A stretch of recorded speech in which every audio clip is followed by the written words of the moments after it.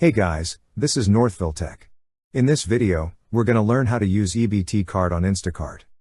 If you don't have an Instacart account, we will put our affiliate link in the description below for you to sign up. We will also put links in the description below for similar grocery and food delivery apps for you to sign up. But if you already have an account, just open the website.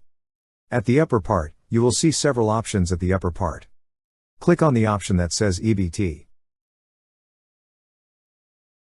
Here, you will see the list of shops which accepts EBT. Click on the shop you wish to order from. Now, browse and add to cart the items you wish to buy. Once the items are all added, click on the shopping cart icon at the top right side of the page. You will see all the items you added to your cart. To proceed, click on the Go to Checkout button. On this page, some items will be offered. If you prefer to buy some of it, click on Add. Otherwise, click on Continue to Checkout. Now, review your address, delivery instructions, and choose delivery time. Then click on Continue.